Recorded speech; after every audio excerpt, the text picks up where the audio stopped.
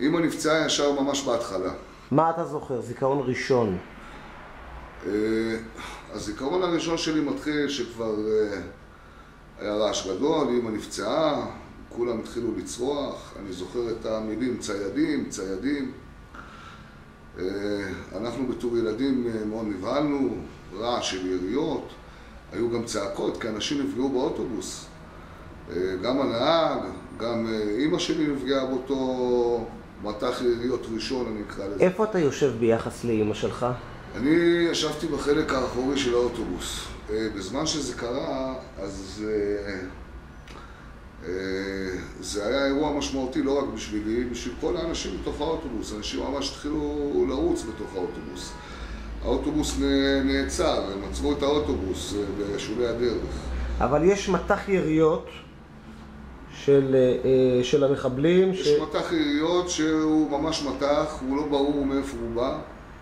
לאנשים בתוך האוטובוס, ויכול מאוד מבולבלים. יש פצועים, אם אני לא טועה אפילו הנהג נהרג. היה שם דם, הרבה דם.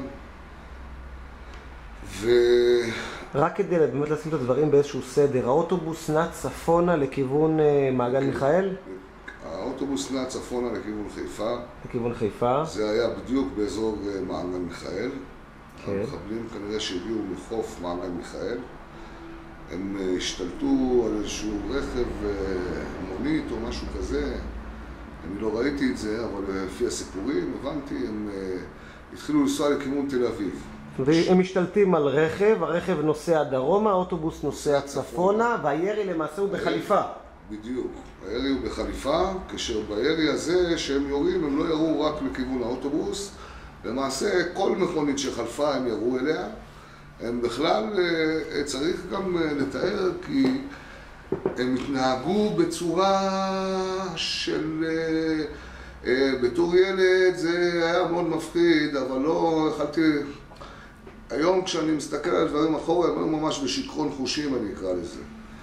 הם שרו שירים.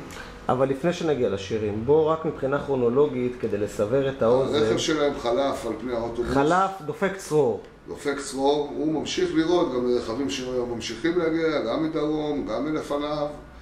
הוא פשוט יורה. מה שקרה זה שהיות והאוטובוס נעצר בשוליים. זאת אומרת, הוא המשיך עוד כמה עשרות מטרים? עוד כמה מאות מטרים. כמה מאות מטרים? הוא עושה פרסה ומתקדם לכיוון האוטובוס. ברגע שהוא, בשלב הזה הוא קורא שהאוטובוס נעצר ושאנשים הורידו את כולם מהאוטובוס. זאת אומרת, כל הפצועים התחילו להוריד אותם מהאוטובוס. ומה שקרה זה, המחבלים פשוט חזרו אל האוטובוס, וגם בנוסף לזה שהם חזרו אל האוטובוס, עוד אוטובוס שהגיע כיוון צפונה, הם עצרו אותו גם ביריות. אבל שוב פעם, נעשה את זה לפי הסדר. זאת אומרת, יש חליפה, יש ירי, בירי הזה במכה נפצעים כמה אנשים מתוך האוטובוס, אחד מהפצועים זו אמא שלך? אחת מהפצועים זאת אמא שלי, היא ישבה ליד החלון, היא קיבלה כמה כדורים בצד הזה. אני לא יכול לזהות מה הייתה הפציעה, אבל זו הייתה פציעה לא קלה. זו הייתה פציעה לא קלה. עכשיו, האוטובוס מתקדם למעשה עוד כמה מאות מטרים, וכשהמחבלים מזהים שהאוטובוס נעצר, הם פשוט עושים פרסה.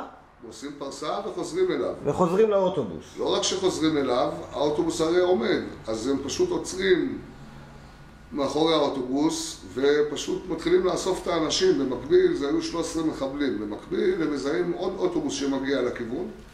גם אותו הם עוצרים, וגם את האנשים ממנו הם מרודים. אם אני לא טועה, זה היה קו אוטובוס ציבורי מתל אביב לחיפה או משהו כזה. ובשלב הזה, שכולם הורדו מהאוטובוס, אני נשארתי בתוך האוטובוס. היינו 3 ילדים, אני ועוד אח ואחות, ואנחנו ישבנו באוטובוס, ואני זוכר שכולם ירדו, ואנחנו ככה היינו בין הכיסאות מתחבאים, וכולם ירדו, והיה רעש גדול ומהומות, וגם היינו ממש בטראומה. הייתה ילדה שם בשם נעמה, קיבלה כדור בראש, וממש יצא לה שפריץ של דם מצד אחד ומצד שני, היה שם בשבילי בתור ילד בן 9, קרו דברים מזעזעים, הייתי בשוק טוטלי. ואני זוכר שכולם ירדו מהאוטובוס, ואז אנחנו ככה התחלנו גם לקום, להיעמד, רצינו לרדת, ואמא שלו עלתה חזרה לאוטובוס וצרחה עלינו שנתחבא. אנחנו לא הבנו בדיוק מה קורה, אבל היא הייתה כל כך היסטרית וכל כך בצעקות שאנחנו ממש זכרנו מתחת לכיסאות, וכל אחד נכנס מתחת לכיסא וישב שם. מה שקרה בדקות הבאות זה שפשוט המחבלים, למזלי הרע אולי, העלו את כל הנוסעים של שני האוטובוסים אל האוטובוס שלנו. ובשלב הזה אמא שלי כמובן מרימים אותה שני אנשים, אבא שלי ועוד מישהו, והוא הניח אותה ממש, אם אני ישבתי מתחת לכיסא, אז ממש במעבר לידי, וישב על הכיסא שמתחתיו אני התחבאתי. אני אפילו עדיין זוכר את אמא ממלמלת איפה דני, איפה ערן, ושהוא מספר לה שדני כנראה ברח וערן פה. דני זה אחיך? דני זה אחי, שהוא היה איתנו גם באוטובוס. ותספר על האינטראקציה בין אביך לאמא שלך, מה קורה שם כשהיא רוצה מים? היא כל הדרך ממלמלת מים, והוא פשוט לפעמים אני מנסה לשים את עצמי במקומו, וזה מצב מאוד קשה. ומה שקרה זה שהוא פשוט היה משקה אותה עם מים, הוא היה יושב עם מילה והיה מזרים לה מים לתוך הפה כדי שהפה יישאר קצת רטוב, והמחבלת ראתה את זה, ופעם אחת היא באה והיא צעקה בערבית ושמעתי את החבטות כמו ששמעתי מקודם, כנראה שהיא גם הרביצה לו עם הקאט של הנשק, וזה לא עזר, הוא המשיך לתת לה מים. היא אפילו באיזשהו שלב ניסתה לקשור לו את הידיים. איך היא קשרה לו את הידיים? זאת אומרת, לאיפה? האוטובוסים הישנים היה איזשהו מוט ברזל שאתה יכול להחזיק אותו. במושב הקדמי שלפניך. כן, שלפניך היא ממש קשרה לו את הידיים למוט הזה. אני חושב עם אזיקון, או אני לא זוכר מה זה היה. וכנראה שהייתה שם מישהי עם סיגריה או משהו כזה, והוא עם סיגריה פתח את זה. אני זוכר שאני יכול להסתכל מתחת לכיסא, אז הזווית ראייה שלי, אני לא יכול לראות את הפנים שלו, אבל אני קולט מה שקורה מסביב. והוא שחרר את הידיים והוא המשיך לתת לה לשתות. באיזשהו שלב היא כבר לא יכלה, היא כבר איבדה את השתונות, אני זוכר שם צרחות. המחבלת של צרחות מטורפות, והוא קיבל צרור של יריות. את הצעקה שלו שהוא צעק, אני עד היום שומע אותה, זאת אומרת, יש לי, בוא נגיד, עד לפני זמן לא ארוך, אני עדיין הייתי חווה סיוטים. אחד הסיוטים שלי זה הצעקה שלו, שמעירה אותי. זה דברים שלא נאמרו עד הרגע זה לפני כן, זאת אומרת, זה דברים, אני פותח לך עכשיו דבר שהוא מבחינתי פרה קדושה. אפילו הפסיכולוג שלי לא שמע על הצעקות האלה.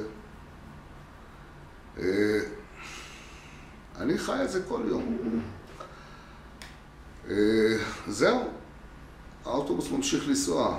אתה מבין? זאת אומרת, אתה הבנת שאיבדת את אבא שלך אחרי הצרור הזה? אני חושב שאני הבנתי הכל, אבל זה מעבר לגדר של תפיסה. יש כמה וכמה קטעים שהם מבחינתי חור שחור, זאת אומרת שאני לא זוכר מה קרה שם. אני לא יכול לספר לך מה שאני לא זוכר, אני יכול לספר לך רק מה שאני זוכר. אני זוכר שבאיזשהו שלב ראיתי שאין תנועה מעליי, ורציתי לראות, אז הצצתי. ומה שראיתי היה, בשבילי זה היה מחזה מחריד. אני ראיתי את אבא מרוטש לגמרי, נוטף דם, ממש, הוא מהצרור, הוא נפל והוא מקבל איזשהו משענת כזאת לכיוון הכיסא למטה, זאת אומרת, הפנים שלו, יכלתי לראות את הפנים שלו.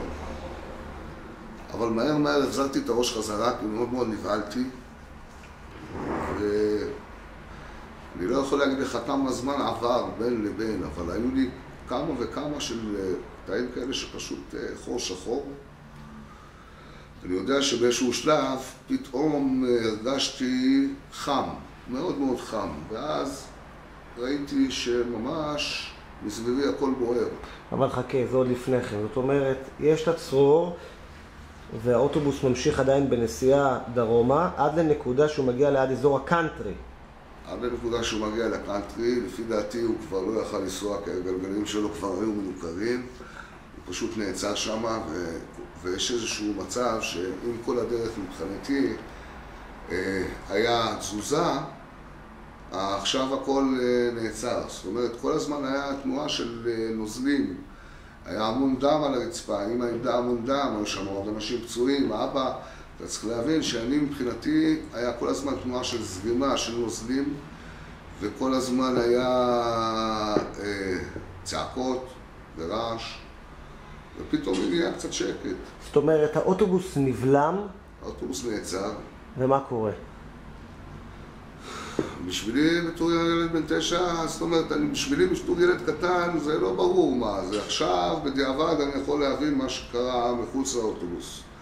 מה שקרה בתוך האוטובוס, היו הרבה צעקות, הרבה יריות, התחילו שלב שהיה יריות בצורה מטורפת, אני זוכר המון צרחות של אנשים, מפגיעות היה שם איזשהו שלב שמישהו צעק לקפוץ מהחלונות, ואנשים התחילו לקפוץ מהחלונות. מה שקרה זה שהאוטובוס בעצם נעצר שם, ומולו נוצר איזשהו מחסום של משטרה, הצבא, חיילים שהיו בסביבה, אנשים שהיו עם נשק בסביבה, זאת אומרת, נוצר שם מין קהל כזה, שאני לא יודע אם היה שם איזה מישהו שיכל בכלל להגיד משהו, זאת אומרת, זה לא כמו היום, אז לא היו מסודרים ולא מאורגנים, לא צפו לכזה דבר בכלל. עד שבאיזשהו שלב המחבלים ירו כנראה מה שזה היה אז בזוקה, ירו בזוקה לאוטובוס, הבזוקה הראשונה פגעה בחלק הקדמי. אני, איפה שישבתי, זה היה ממש בחלק הקדמי, אבל ממש לפני הדלת האחורית.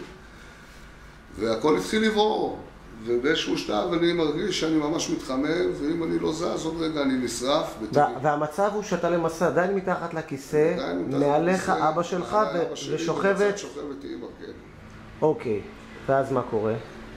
ואז אני זז מתחת לכיסא, ואני יוצא אחורה מתחת לכיסא שלפניי. כי חם לך.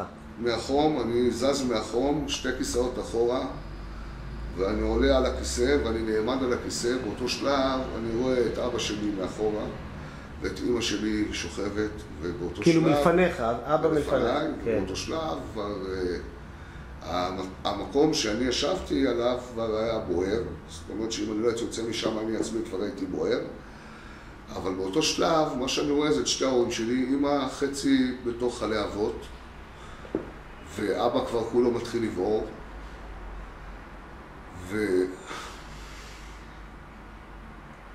זהו, אני מבחינתי פשוט נעצרתי, לא יכלתי לסחוב את המראה הזה, וקפאתי במקום. מזל שלי זאת אומרת, אתה קופא במקום וממשיך להסתכל ולא יכול לזוז. ממשיך להסתכל, לא יכול לזוז, לא רוצה גם לזוז, אין בי גם שום רצון. והייתה מישהי שפשוט, החלון לצד שמאל שלי היה גם כן מנופץ כולו, ואני פשוט הפרעתי לה בדרך. זאת אומרת, היא ראתה שקפאתי, והיא הבינה שהיא צריכה לקפוץ מהחלון הזה, היא פשוט דחפה אותי החוצה, ממש ככה. היא דחפה אותך לכיוון הדלת או דרך החלון? לכיוון החלון. אוקיי. ואני זוכר שאני אפילו את הנפילה, שאני אפילו לא ניסיתי לבלום, זאת אומרת, אני מבחינתי הייתי בשוק טוטלי.